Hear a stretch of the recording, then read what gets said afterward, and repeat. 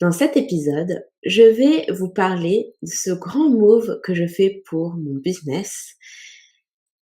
Car oui, je quitte Squarespace, ou presque.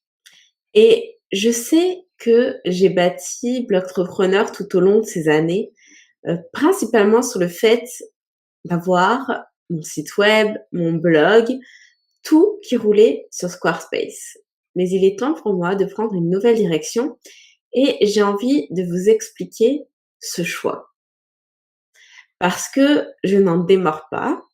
Squarespace est une excellente plateforme, vraiment. C'est une plateforme qui a le mérite de prévoir tout ce qu'il est nécessaire pour faire de la vente en ligne et avec une simplicité d'utilisation qui est juste tellement soulageante. Je ne sais pas si le mot s'emploie, mais on va dire que oui. Ce que je veux dire par là, c'est que franchement, pour créer son site web, avoir un résultat digne d'un professionnel, fait quelqu'un dont c'est le métier, Squarespace est l'outil qu'il te faut. Il n'y a pas besoin de savoir coder. Visuellement, tu peux déplacer les choses comme tu le souhaites, ce qui te permet d'avoir exactement l'architecture de site que tu attends. Il suffit de glisser, d'exposer. C'est vraiment très, très, très simple de faire des modifications.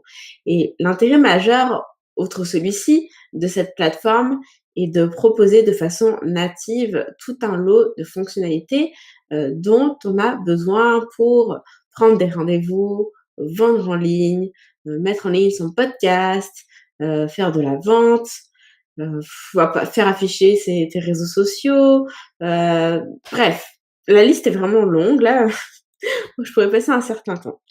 Pourtant, malgré tout ça, en cette fin d'année 2018, j'ai décidé de passer à autre chose.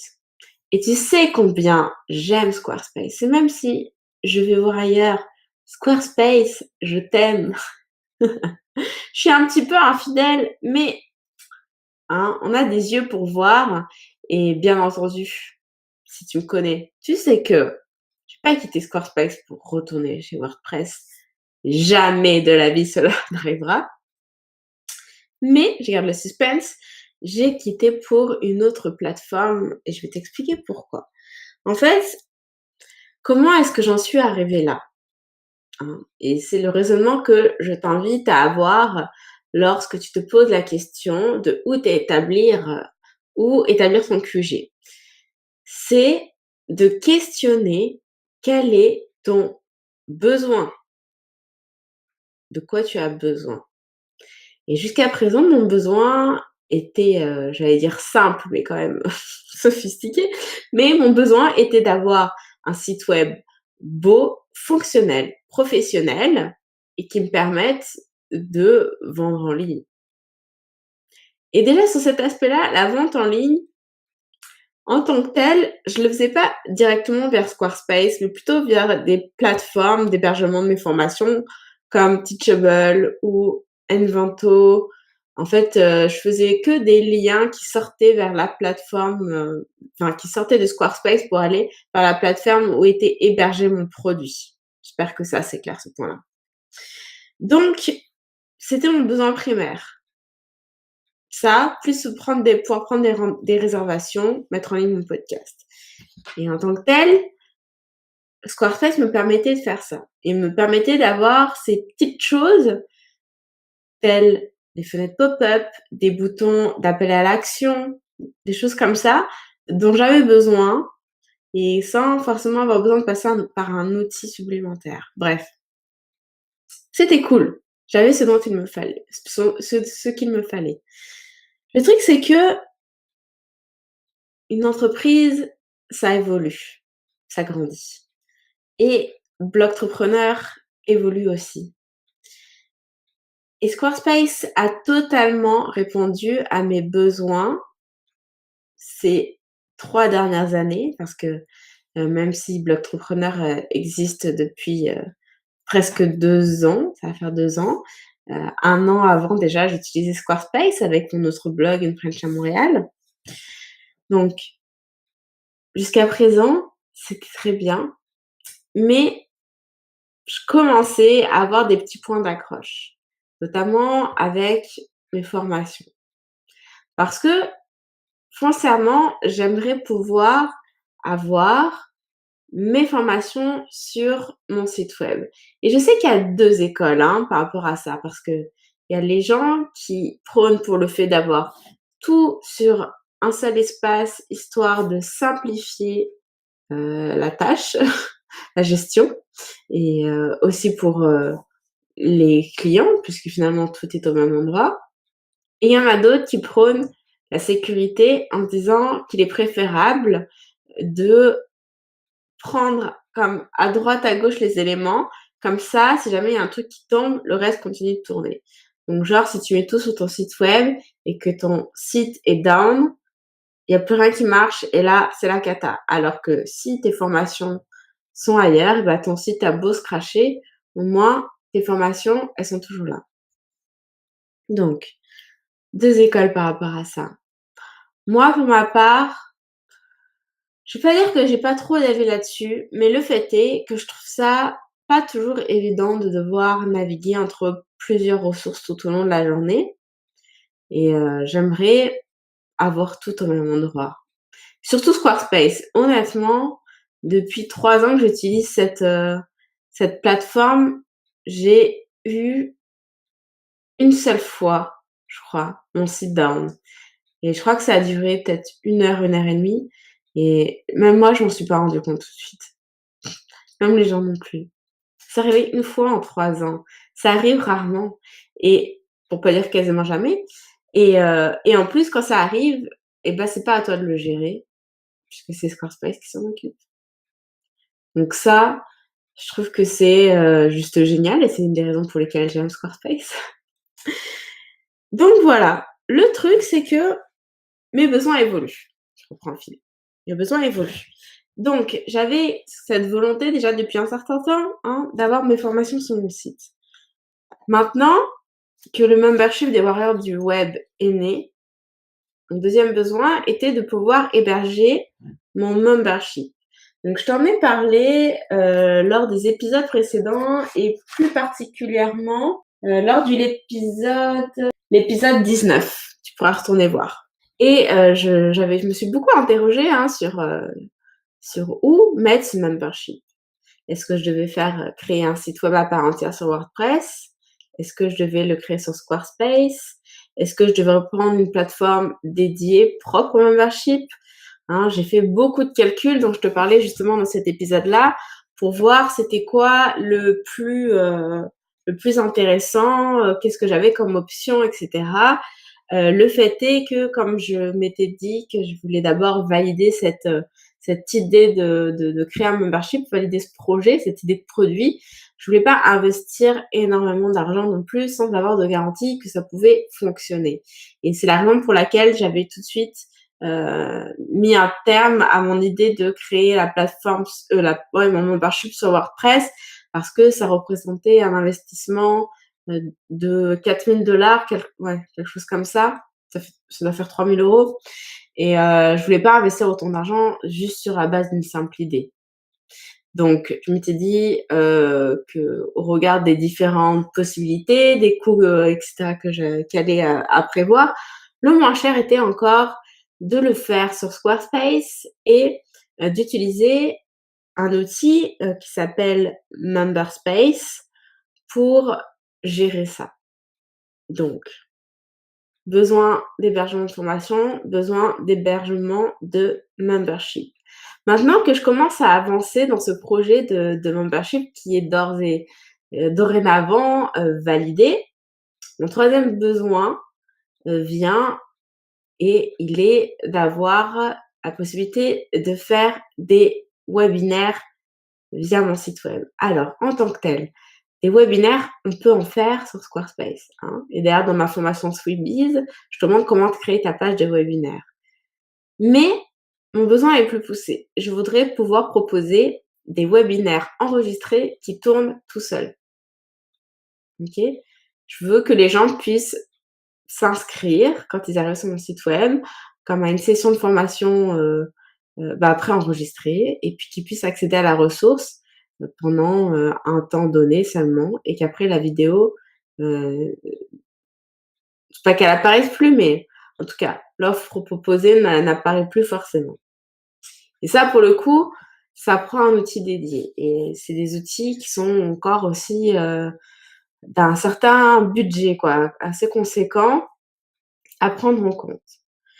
Ce qui fait que quand j'additionne le tout là, quand je réfléchis à c'est quoi mes options, formation, membership, webinaire, ça commence à me prendre un paquet d'outils. Et j'insiste sur le fait de pourquoi c'est important de questionner quels sont tes besoins pour établir quelle est la meilleure plateforme. Parce que, mis bout à bout, force est de constater que dans mon cas, Squarespace ne propose pas ces développements dont moi j'ai besoin dans mon entreprise à l'instant T. Et je peux, et c'est ce que j'ai commencé à faire du système D. Je peux faire ça. Je peux bidouiller. J'ai commencé à créer mon membership directement via mon site web, dans mon site web, intégré à mon site web. C'est pas très compliqué en tant que tel, hein. Il me suffit de créer des nouvelles pages. J'héberge les formations sur Vimeo et ensuite je verrouille les vidéos pour qu'elles ne soient accessibles que sur mon site web, que sur certaines pages spécifiques. Et au-delà de ça, niveau de sécurité supplémentaire, je prends les liens de ces vidéos que je vais verrouiller avec Memberspace, qui est donc l'outil de gestion des memberships au travers de Squarespace. Ok. Donc là, en m'entendant décrire le processus, je pense que tu peux réaliser que ça fait quand même pas mal de manutention. Et bon, en tant que tel, s'il faut le faire, faut le faire. Mais ce qui, moi, commence à me gêner, c'est que en termes d'architecture, dans le site, ça commence à être une grosse machine de membership et pourtant, ça fait que 2 mois que c'est ouvert. Même pas, ouais, à peine 2 mois. C'est-à-dire que ça commence à créer plein de pages supplémentaires. Ce qui veut dire que je trouve que moi, dans mon back-office, la structure de mon site web commence à être fouillie. Ce qui veut dire qu'il faudrait que je fasse sortir ce membership pour le mettre sur un site dédié. Je pourrais faire ça très simplement. Mais ça veut dire aussi créer un nouveau site sur Squarespace. Le problème n'étant pas de le créer. Le problème étant que ça fait à nouveau un budget de création d'hébergement de site web. Donc, j'ai plus le budget, le prix en tête. Je crois que c'est quelque chose comme 270$, quelque chose comme ça. Ouais, je pense. Mais bon, multiplié par 3, hein, puisque j'ai mon site In French à Montréal, Blogtrepreneur, puis Real Membership, ça commence à faire. Plus Vimeo, plus Memberspace, plus le Teachable, plus, je pensais partir sur Everwebinar et Webinar Jam. Tu vois, ça fait beaucoup. Ça fait vraiment beaucoup. Et au-delà de ça, il y avait un autre truc qui me gênait un petit peu avec le membership, bien que ce soit pas la fin du monde, mais quand même, je commençais à visualiser que potentiellement, ça pourrait être un problème. C'est que à chaque fois que tu crées un nouveau plan d'abonnement, c'est-à-dire actuellement, j'avais gratuit pour moi et payant. Et admettons qu'un jour, je voulais ajouter un autre stade, genre payant VIP ou je sais pas quoi. Si je crée un nouveau plan, il faut que je repasse au travers de tous les liens déjà actifs, de toutes les pages plutôt déjà verrouillées et cocher que je donne accès à cette page aux personnes membres du plan payant en VIP. Donc là, je sais pas combien, il doit y avoir peut-être 15, 20 vidéos, quelque chose comme ça. Et s'il faut repasser sur 20 trucs à sélectionner, un par un, imagine qu'est-ce que ça va être dans 3 mois, dans 6 mois, dans 1 an. Alors, j'ai pas trouvé comment on pouvait faire ça de façon en lot, là, de faire une modification en lot. Peut-être qu'il faudrait que je demande tout simplement au support. Mais bon, voilà, j'étais un peu vigilante là-dessus. C'est quelque chose qui aurait pu être source de problème pour l'avenir. Ce qui veut dire que j'ai continué à me questionner sur mon choix de plateforme, les options que j'avais et le Black Friday est arrivé. Et le Black Friday m'a mis sous les yeux une option que j'avais envisagée, hein. Ça faisait partie de mes options. Je sais pas si je l'avais mentionné, je pense que oui. Et que j'avais complètement exclu parce que c'était juste hors budget. Mais, mais, en fait, le budget en tant que tel a pas changé. C'est plutôt qu'ils intégraient des nouvelles fonctionnalités en plus et c'est ça qui, a retenu mon attention et je me suis dit: «Et pourquoi pas?» Alors, cette plateforme pour laquelle je vais quitter Squarespace ou presque, je vais t'expliquer ça dans quelques minutes. Après 16 minutes de longue introduction et de développement parce que je voulais que tu comprennes le raisonnement un peu. Cette plateforme, c'est Kajabi. Je le dis à la version française parce qu'à l'américaine, là, j'ai aucune idée de comment bien dire l'accent. Kajabi? Quelque chose comme ça? Bref, Kajabi est une plateforme tout en un, qui est vraiment conçue pour les gens qui font, du business en ligne, du marketing web et cetera. C'est une plateforme qui permet d'avoir son site web, son blog, mais à minima, et ça me gêne un peu, d'héberger, ses formations, d'héberger son membership, d'avoir son autorépondeur, de créer des tunnels de vente. Bref, c'est une solution complète. C'est une solution coûteuse, mais complète. Et là, avec le Black Friday, l'offre était, à $2000 l'année, $2000 US, donc $2600 canadiens. Et je peux vous dire que j'ai pas sauté dessus, hein. J'ai vraiment réfléchi et plus qu'à 2 fois, à 4 fois, à 10 fois, hein. J'ai vraiment pesé le pour et le contre avant de me lancer là-dedans parce que ça représente quand même une somme. Mais il faut savoir investir pour avoir des retours sur investissement et ça, j'en suis convaincue. Et pour prendre ma décision, ce qu'il faut faire, c'est faire une évaluation de ton besoin. Donc c'est pour ça que je t'ai tout expliqué, c'était quoi mon besoin et au regard de ce besoin-là, j'ai sorti ma calculette et j'ai fait les maths. J'ai dit: «OK, donc scénario 1, je garde mon site sur Squarespace et je crée mon membership à part. Donc combien ça me coûte? Squarespace, Teachable, Vimeo, ConvertKit, Memberspace, Webinar Jam.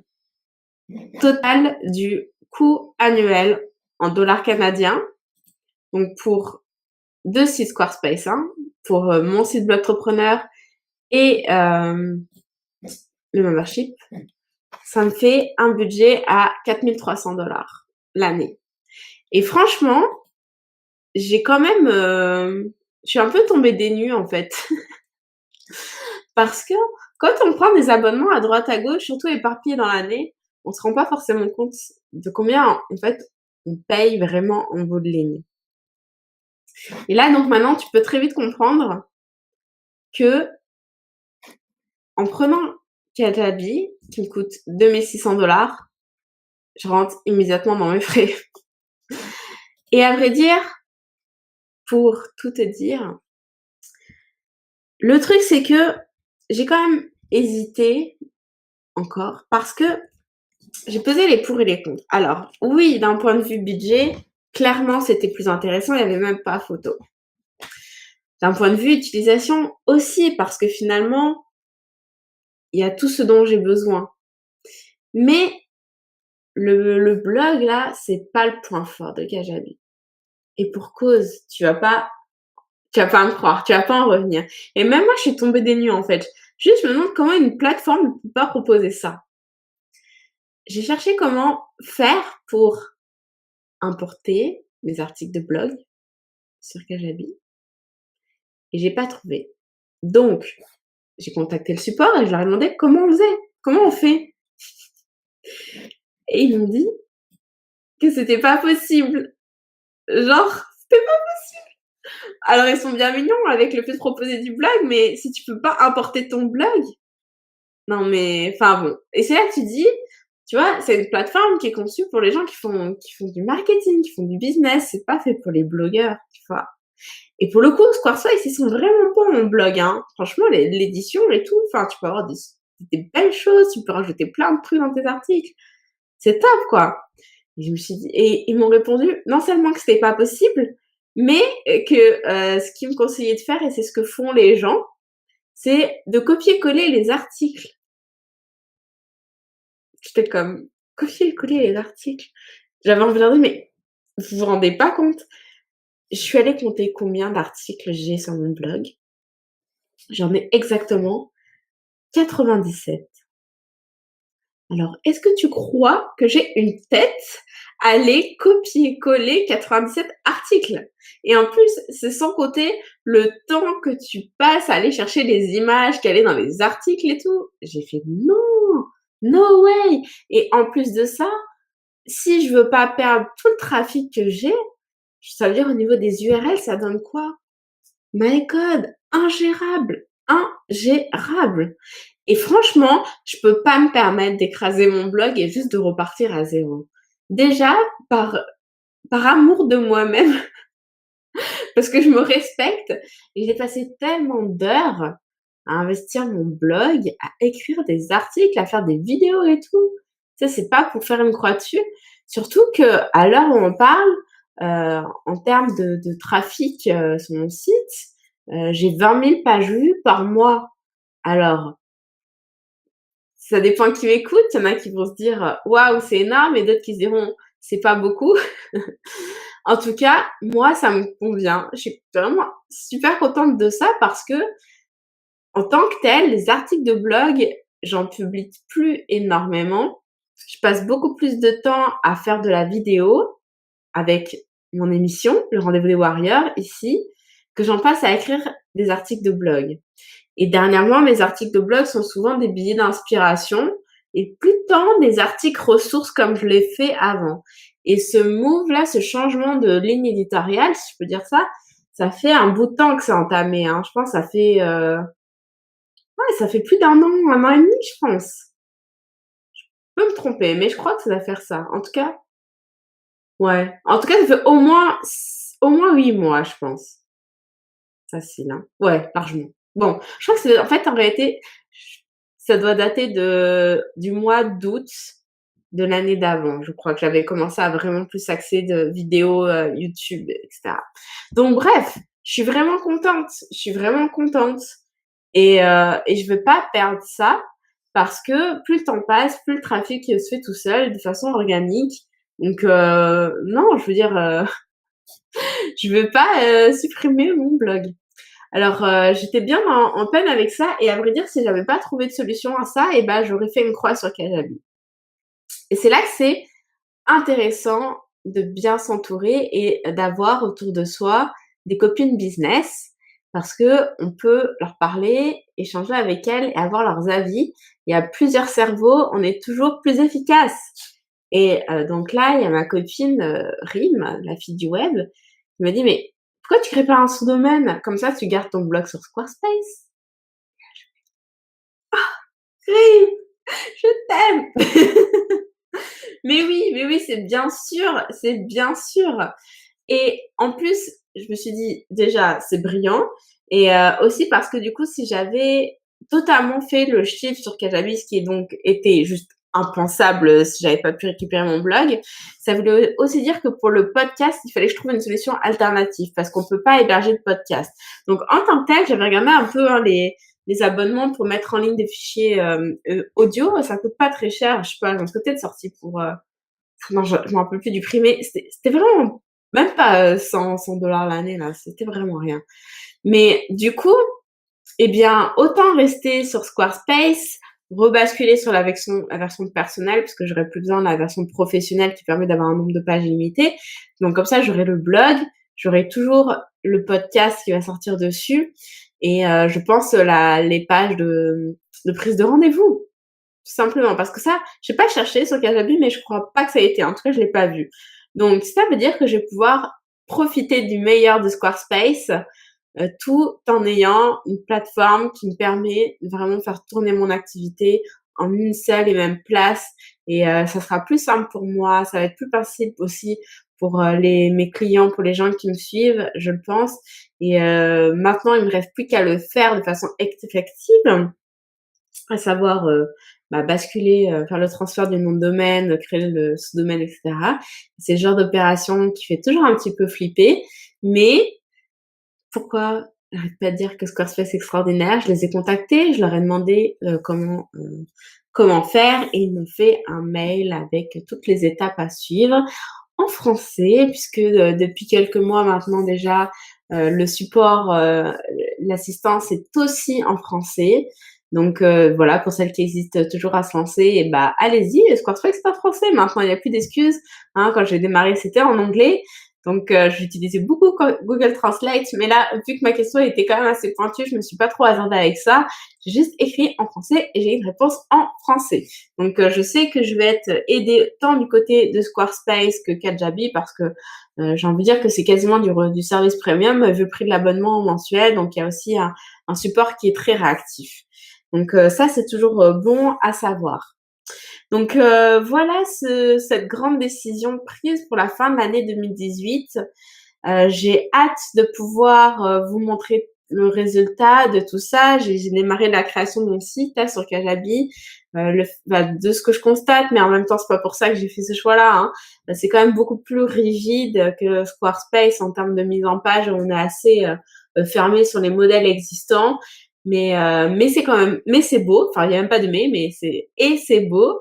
Tant pis si c'est moins avancé parce que ça, c'est pas ça mon besoin primaire. Hein. C'est drôle parce que au début, quand on se lance en ligne, on a vraiment notre souci premier, c'est que le site soit très beau, très design, qu'il fasse très pro. Et puis en fait, plus le temps avance, plus tu vas réaliser que c'est bien secondaire tout ça et que le plus important, c'est d'avoir un site qui fait le boulot. Alors bien sûr, on veut qu'il soit présentable, on veut qu'il rende ton image en ligne à la hauteur du service que tu offres. Mais un site beau et un site beau, bah, c'est un beau site, hein, d'accord?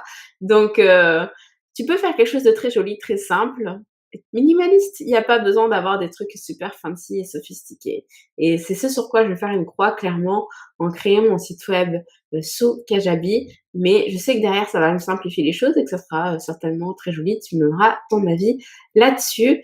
Et puis bah voilà, comme ça, le membership aura son espace et lui aussi, du coup, va être vraiment très simplifié par rapport à ce que je proposais sur Squarespace. Et tu sais quoi, des fois, le mieux est l'ennemi du bien, hein, parce que j'avais fait quelque chose de très joli, mais bon, je pense qu'il faut que je mette des petites choses comme une vidéo d'accueil pour présenter comment ça fonctionne, etc.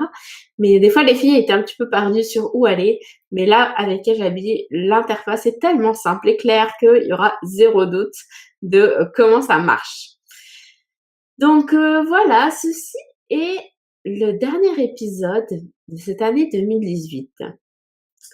C'est fou comment le temps passe vite.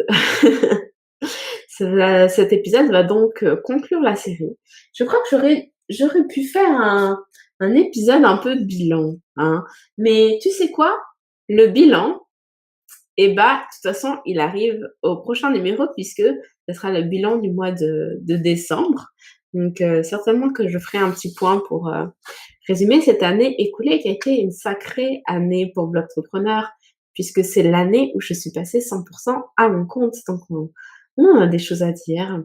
Alors rendez-vous la semaine prochaine pour le premier numéro de l'année 2019 où on tirera les leçons du passé pour mieux construire l'avenir. Je te souhaite une excellente journée. Je te dis à très bientôt. Salut, salut!